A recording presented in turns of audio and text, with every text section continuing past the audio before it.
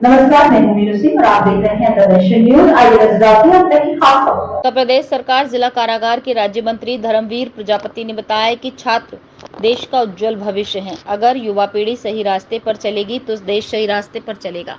उन्होंने बताया कि देश में जितने भी कैदी जेलों में बंद हैं, जिनमें से ज्यादातर युवा पीढ़ी जेल में है।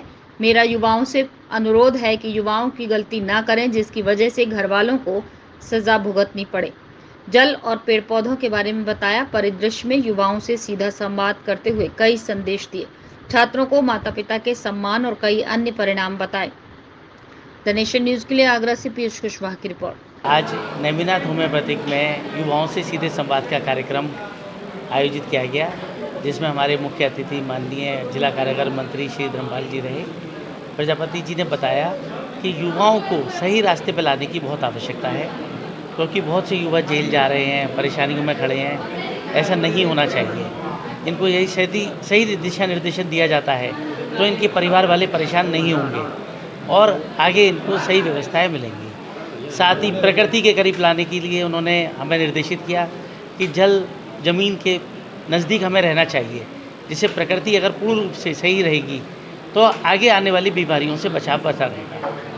और मंत्री जी के द्वारा दिए गए निर्देशों का मैं अपील करता हूँ सभी लोग पालन करें, जिससे कि समाज को व्यवस्थित किया जा सके। जैसे कि मंत्री जी ने हमें बताया, बेटियों के बारे में जानकारी दी, हमें भ्रूण हत्या पर रोक लगानी चाहिए। ये जो सब लोग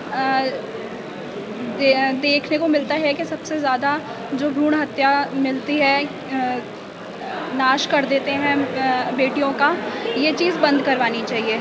ये इलीगल है और ये जो हम प्रकृति का नाश कर रहे हैं, अगर हम लोग इस पर ध्यान देंगे तो फिर ये नहीं होगी। प्रधानाचार्य नेमिनाथ आयुर्वेद मेडिकल कॉलेज कुबेरपुर आगरा। आज माननीय मंत्री जी डॉक्टर श्री धर्मवीर प्रजापति जी का विद्यार्थियों के लिए संवाद का कार्यक्रम हुआ और अत्यंत उद्बोधक शब्दों में उन्होंने प्रेरणादायी वक्तव्य रखते हुए पर्यावरण के प्रति, नारी शक्ति के प्रति और इसी के साथ जो है अपने परंपराओं के प्रति जो है अवलंब करके एक अच्छा भविष्य बनाने के संदर्भ में एक बहुत ही अच्छा मार्गदर्शन हमारे लिए प्रस्तुत किया। इसलिए मैं नेमिनाथ परिवार की ओर से उनका आभार प्रदर्शित करता हूँ। ये सोचता रहता था, मैं चलता रहता था कि प्रकृति आज कहीं न कहीं हम प्रकृति के विषय में हम सोच नहीं रहे हैं।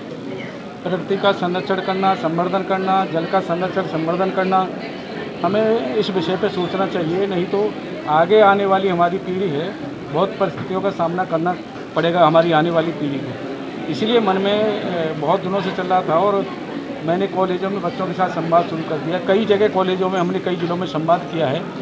आगरा में ये मेरा दूसरा संवाद है।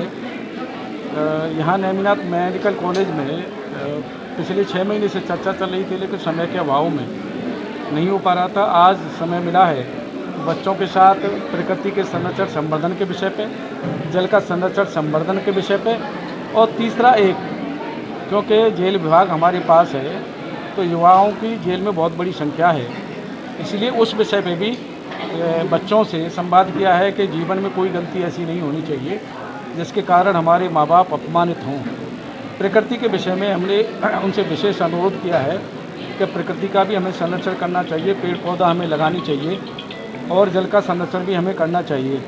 बच्चों के संवाद इसलिए मैंने ज़रूरी समझा कि बच्चे हमारे भविष्य हैं, बच्चे हमारे देश का भविष्य बन सकते हैं, बच्चे हमारे प्रदेश का भविष्य बन सकते हैं। और वो देश प्रदेश का भविष्य न बन पाए किसी कारणवश तो अपने घर का भविष्य बच्चा होता है, और उस घर के भविष्य को अगर हम सही दिशा दे पाएंगे अपने विचारों के माध्यम से, तो हो सकता है कि उस परिवार का भविष्य ठीक रास्ते पर आकर के अपना भविष्य बन जाए।